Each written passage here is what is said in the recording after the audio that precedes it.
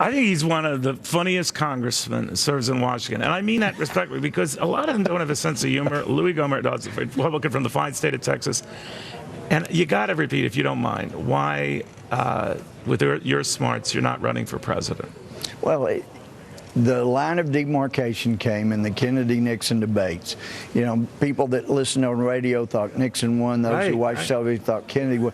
That is the point where television became the most important factor in getting elected president. So before that, you could be an Eisenhower, be bald, and get elected president. After that, you don't have to be smart.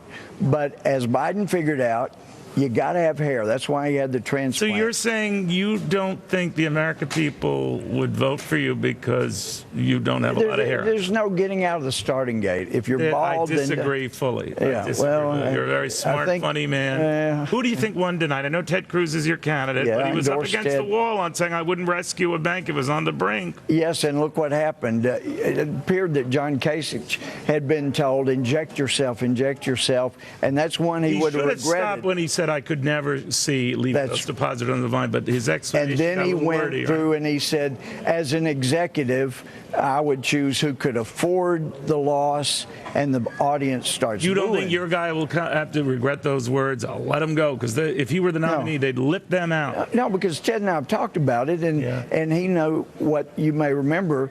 Former FDIC Chair Isaacs was proposing you don't bail them out, but we could have passed a bill that said all of those American citizens, American corporations have money in foreign banks. If you bring it in, no taxes if you invest. We could have saved Lehman Brothers. Of course, Paulson hated Lehman Brothers, competitor. He let them fail. Hank Paulson, the former. That's right. Treasury Secretary. And I wouldn't have given that bozo a dime, but You think it will happen again?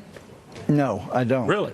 Okay. Yeah, but if you remember, and I'm going on 7 years memory, because it was October 7 years ago, and you kept your head, and as Kipling paraphrased, but if you can keep your head while all those about you are losing theirs, you're probably... Sure that wasn't Yogi Berra? No, it was Kipling.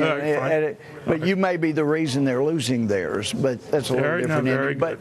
But anyway, you do it with private money, bring in that private capital in. Easier said than done. Louie Gohmert, I want to thank you, though, and could have been sticking around here. Appreciate it, young man. No, I thought it was a terrific debate. But let me just say, you were terrific. You threw the ball up. You let the candidates jump for it. That's what we needed in the first Fox debate, and you let it happen All I said, we'll keep our word. No, you did great. Unless we can find a way to make money. That was a good way to handle it. Louie You did a great job. Thank you very much, my friend. I think you could run for president. Hair or no hair. All right, stick around. More right after this on FBN.